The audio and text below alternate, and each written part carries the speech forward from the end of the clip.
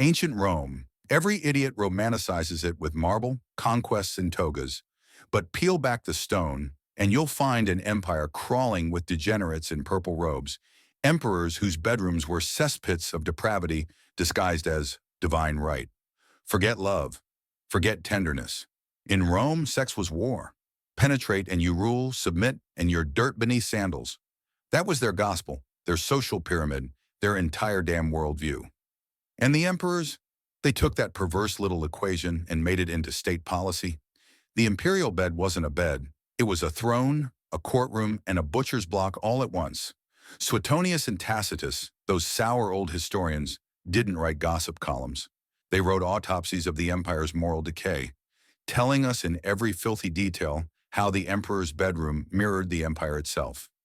A ruler who devoured boundaries in private showed no mercy in public. Every thrust was a political decree. Every moan was a law. Senators understood this the hard way, literally, when Caligula, Rome's golden boy turned rabid dog, made their wives and daughters serve as palace whores. Imagine the humiliation. The so-called guardians of Rome standing there with their stiff little dignity while their wives were bent over for the emperor's amusement. Caligula charged entry fees too, turning Rome's upper crust into his personal pornographic circus and making sure every senator paid for their humiliation, both in coin and pride.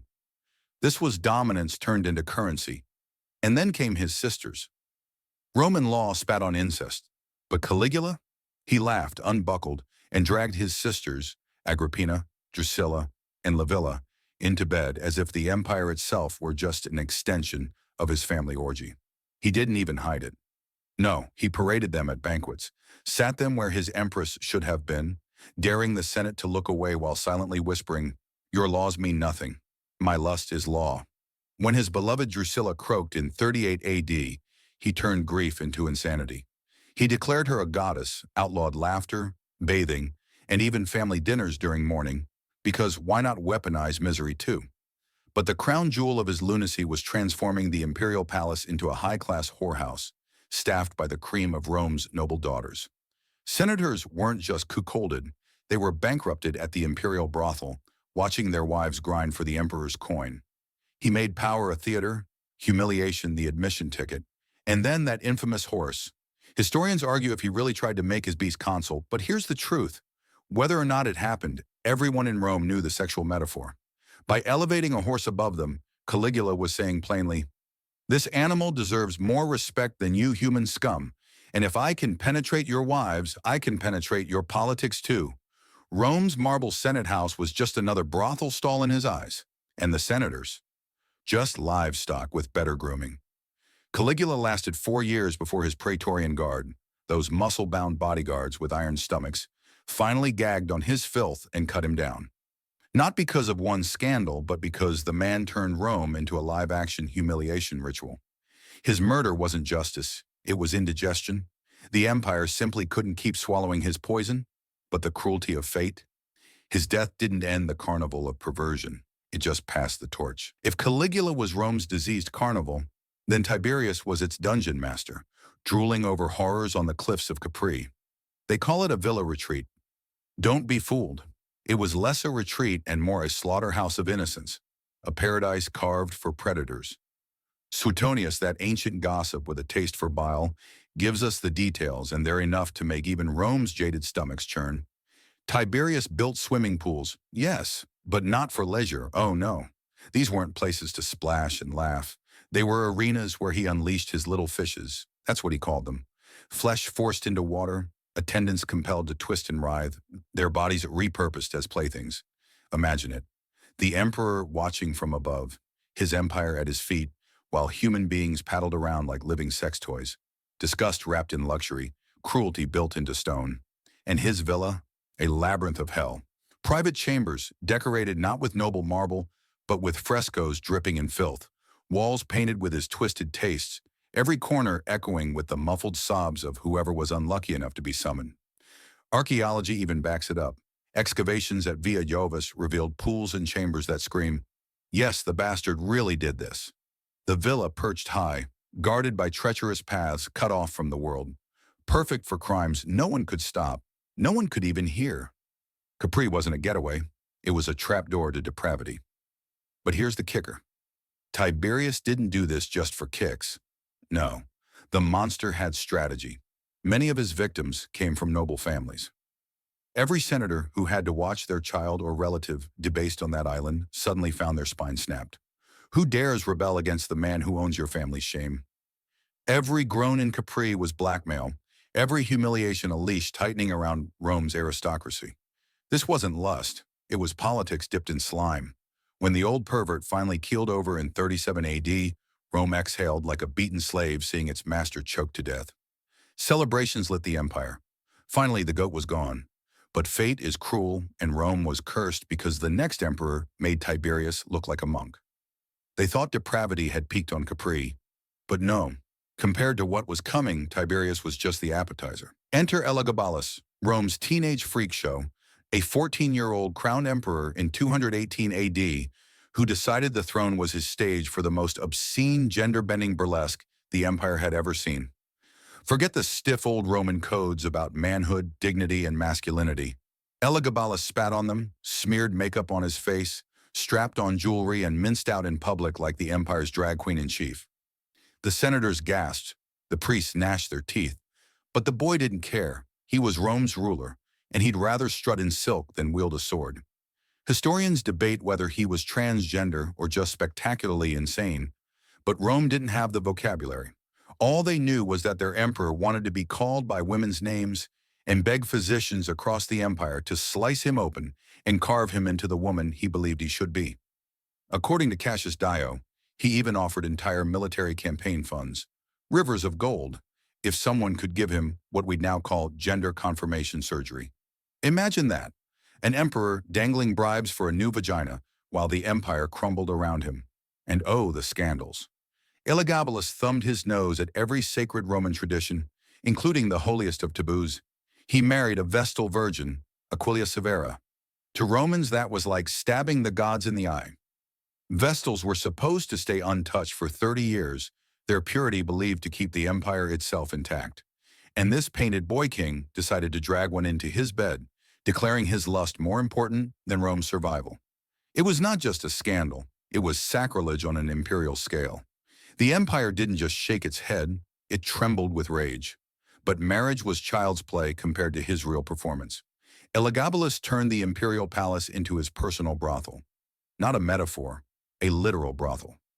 The emperor, dressed as a prostitute, painted up and perfumed, then strutted the palace corridors soliciting clients. Imagine Roman dignitaries walking into the emperor's home and finding their ruler dolled up in drag, purring at strangers for coin. And he charged too. This wasn't some fantasy role play in a locked chamber. This was business. Humiliation sold at the highest price. Every thrust was another dagger into the dignity of the purple robe. And then came Heracles, his beloved charioteer. Elagabalus didn't just dally with him. He crowned him husband, called him lord, and played the submissive role with theatrical flair. At ceremonies, the boy emperor knelt, simpered, and allowed Heracles to dominate him, while Rome's elite looked on in stunned silence. In a society where dominance defined masculinity, the emperor chose to be the one bent over, annihilating centuries of Roman power logic with his own body. To the Senate, this wasn't just obscene, it was a cultural apocalypse. How could Rome, the empire that conquered the world, bow to a ruler who bowed to another man? And still, Elagabalus didn't stop. He lived for outrage, for the stench of scandal. He reveled in the whispers of the Senate, the outrage of priests, the gasps of the crowd. Every time Rome thought it had seen the bottom, he dug deeper, painted his face brighter, and strutted harder. He wanted to humiliate the empire, to drag its traditions through the mud and grind them beneath his jeweled sandals.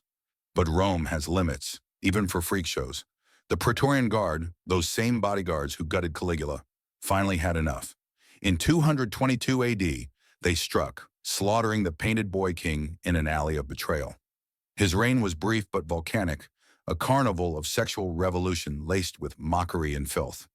Rome heaved in relief, its nightmare drag act finally canceled by a sword. But the memory lingered, the boy who tried to rewrite masculinity with rouge and whoredom and nearly dragged the empire's foundations down with him. If Rome thought Caligula was the deranged circus and Elagabalus the painted freak, Then Nero was the emperor who turned the whole empire into his personal porn theater. This wasn't a man ruling from behind marble walls. This was a lunatic strutting on stage, dragging his lust into the spotlight, and forcing the entire city to applaud or die. Previous emperors hid their filth inside villas, palaces, or private chambers. Nero? He put it under the torches, demanded an audience, and made Rome watch as he debased the throne like it was some bawdy street performance. Take Sporus, for example. Nero found a pretty boy, cut his balls off, and then dressed him as a blushing bride. He paraded him in a wedding gown, gave him a dowry, and married him in a ceremony so official it would have made Jupiter spit lightning. And this wasn't a private union. No, Nero shoved it in everyone's faces. He called Sporus his wife, kissed him in public, caressed him on stage, and made sure the people of Rome knew their emperor was bedding a castrated child in front of them. It wasn't love, it was humiliation dressed in silk, a grotesque opera where Rome had to clap or risk the executioner's sword. And then there was Pythagoras. With Sporus, Nero played the husband. With Pythagoras, he played the wife. Imagine it, the emperor of Rome bending over at a staged wedding, taking the submissive role as Pythagoras mounted him in a grotesque mockery of tradition. This wasn't whispered scandal, it was theater. Rome's elite sat there, choking back bile, forced to cheer while their emperor performed his submissive act as if the empire itself had become one giant whorehouse. But Nero wasn't content with scandalizing senators and humiliating traditions. He had to drag his mother into it, Agrippina the Younger. The whispers were everywhere. The emperor and his mother, lovers in the shadows, twined together in the most revolting incest. Tacitus, Suetonius, they didn't say it for shock value.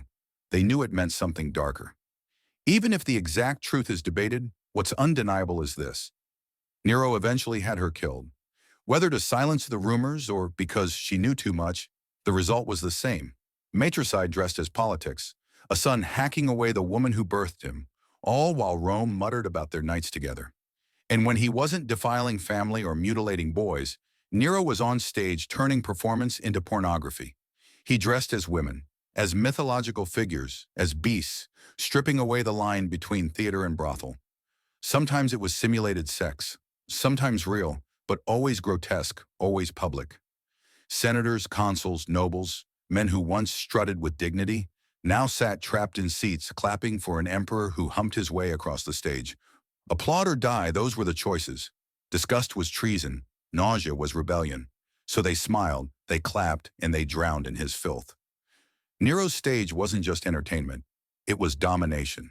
Every moan, every thrust, every grotesque display was a reminder that Rome was his to desecrate. He didn't just rule them politically, he ruled their eyes, their ears, their gag reflex. He made Rome a captive audience to his fantasies, and anyone who dared look away risked blood on the floor. This was power wielded not through armies or speeches, but through public obscenity. He wasn't just an emperor, he was a tyrant pornographer, the master of humiliation as statecraft. Rome had thought it had seen madness before. Caligula's brothels, Tiberius's island, Elagabalus's painted whoredom. But Nero, he was their nightmare playwright, scripting Rome into his smut and forcing them to play along. Every senator clapping with shaking hands knew the truth. The empire had become a stage, and they were extras in Nero's dirty play. If Rome had emperors who turned themselves into whores, then it also had an empress who decided she'd outslut every prostitute in the city. Valeria Messalina, wife of Claudius, wasn't content with silk sheets and palace luxury. No, the empress of Rome wanted the gutter, the filth, the raw stink of anonymous sex. She didn't just cheat, she turned adultery into an Olympic sport. Her most infamous stunt? A competition against Scylla, Rome's reigning prostitute champion, to see who could service the most men in one night. Picture it, the wife of the emperor, crawling into a brothel bed while a crowd counted bodies like it was a gladiator match. When the dust and sweat settled, Messalina won. 25 men plowed through her, while Scylla, poor professional that she was, managed only 23. Rome was stunned and yet not surprised. The empress hadn't just beaten a whore, she humiliated her, proving that no working girl could compete with the empire's first lady of lust. And this wasn't a one-off scandal. Messalina made the brothel her second palace. She'd sneak out at night in a blonde wig, calling herself Lysiska, slipping into the lowest dens of the city to service random men for pennies. Imagine the horror of some drunk soldier or dock worker waking up to realize the woman he bought for the night was the emperor's wife. But she didn't do it for money. Oh no, Messalina already swam in gold. She did it for the thrill, the anonymity, the degradation. She was a nymphomaniac on the throne, an empress who preferred the stink of sweat-soaked mattresses to the perfumed halls of the Palatine. But her appetites weren't limited to commoners. She weaponized sex like a dagger, building networks of lovers from senators, generals, even foreign dignitaries. Each man she bedded was another pawn in her political game, another fool tangled in her sheets and secrets. She gathered intelligence on her enemies by sleeping with them, then pulled the strings to protect herself and her allies. Rome's elite didn't just fear Messalina, they were enslaved to her body, bound in shame and desire. She was the spider at the center of a sticky, semen-stained web. And yet her downfall came not from brothel games or orgies, but from treason disguised as lust. Messalina took a lover named Silius and decided adultery wasn't enough. She wanted a second marriage while Claudius still lived. That wasn't just cheating, it was treachery of the highest order. Roman law recognized only one true marriage at a time, and Messalina staged a full-blown wedding ceremony with Silius, complete with priests, rites, and a mockery of holy vows. It was a coup wrapped in wedding garlands, a sex-driven attempt to shove Claudius off the throne and crown her lover in his place. When Claudius found out, the fool emperor was shocked, confused, humiliated. His wife wasn't just bedding half of Rome, she was replacing him. The Senate and his advisors, terrified that Messalina's scheming would destroy them all, pushed Claudius into action. The order was swift: kill her. And so the empress, who once strutted into brothels, now cowered in gardens, hiding among the same shrubs where she had carried out countless trysts. Soldiers found her trembling, begging, still trying to seduce her way out of death. But the jig was up. In 48 AD, Messalina was executed, her body cut down like the common whore she pretended to be. Her reign of lust ended in blood, but her legend lived on. A woman who turned the imperial palace into her playground, who proved that Rome's sickness wasn't confined to its emperors. She was as twisted as any man who wore the purple, and perhaps more dangerous because she wrapped treason in thighs and betrayal in kisses. Rome didn't just dabble in sexual cruelty, it industrialized it, made it policy, turned human misery into a state machine. The emperors weren't satisfied with their incest, their painted brothels, or their stage play perversions. No, they had to scale it up, spread it like a plague across the empire. Conquered peoples weren't just looted of gold. They were stripped, raped, and paraded as trophies. Sexual violence became Rome's signature, its calling card of conquest. March into a new land, burn the cities, and then force the survivors to their knees in every sense of the word. Soldiers laughed while whole populations were violated, because in Rome's twisted brain, humiliation was more effective than chains. It wasn't enough to kill your enemy. You had to own their bodies, break them, and make sure they remembered who did it. Emperors like Titus and Trajan didn't just build victory arches. They built empires of sexual slavery, filling their households with the spoils of flesh. Every groan of the conquered echoed as a reminder. Rome doesn't just rule you, it violates you. Inside the imperial palaces, the horror was even more calculated. Emperors stockpiled harems like wine cellars, girls bought, stolen, or bred for service. Boys were mutilated by the thousands to fuel Rome's obsession with eunuchs. Castration became a booming business, a thriving industry of blood and screams. Young boys were dragged off, knives went to work, and half of them died on the table. No one cared. The survivors, emasculated and broken, were sold at outrageous prices, trained to serve in beds or in choirs. Their mutilated bodies a luxury commodity for Rome's ruling class. It was systematic, organized, profitable, and all under the approving gaze of emperors who saw castration not as cruelty, but as fashion. Rome had an economy built on human ruin, and it thrived for centuries. And the law? Oh, the law backed it up with smug cruelty. Slaves weren't people. They were property, meat with a pulse. Roman law spelled it out. No slave could refuse a sexual demand from their master. Rape didn't exist for them because consent was legally impossible. This was the empire's morality carved into stone tablets. Rape wasn't a crime, it was a right, and the emperors used it, flaunted it, and forced it on the empire. The palace was a slaughterhouse of innocence, and the courts wrote the receipts. And then, just when you think Rome couldn't get more deranged, they blended their filth with religion. They dragged the gods into the bedroom, crowned their lust with wreaths, and called it worship. The cult of Priapus, that idiotic god with his eternal erection, became a centerpiece of imperial ritual. Imagine emperors bowing to giant wooden phalluses, staging orgies as acts of piety, calling their rutting a divine service. They turned temples into brothels, priests into pimps, and worshippers into playthings. Sex wasn't just pleasure or politics, it was sanctified blasphemy. And nobody pushed this insanity further than Elagabalus, that painted boy emperor we already gutted earlier. He imported the Syrian sun god Elagabal to Rome, dressed himself as a priestess, and transformed religion into a carnival of sodomy. In ceremonies, he would appear as a woman, offering himself to male worshippers in the name of divine ritual. This wasn't hidden, it was spectacle. Rome stood in shock as their emperor made sacred rites indistinguishable from a public brothel. And the crowds? They were forced to clap along, because in Rome, silence was treason. Even the bacchanalia, once harmless Greek drinking parties, mutated into imperial-sponsored orgies. Wine, dancing, and group sex, all stamped with the emperor's approval, because nothing was too obscene when wrapped in religion. Temples of Venus and Cybele ran sacred prostitution under imperial patronage, where men lined up to buy sex that counted as both sin and sacrifice. Emperors visited not to hide but to flaunt, showing that their filth was divine by decree. The lines between altar and bed collapsed until they were the same damn thing. So this was Rome's final trick. Sex not just as weapon or pleasure, but as worship, as policy, as spectacle. The empire proved that if you control the body, you control the soul. Every mutilation, every ritual, every sacred orgy screamed the same message. Rome owns you, from your flesh to your gods. That was their real legacy. Not marble, not aqueducts, but the institutionalization of sexual violence, the sanctification of filth. They weren't just emperors, they were pimps of empire, parasites in purple, and history's most shameless abusers dressed as gods.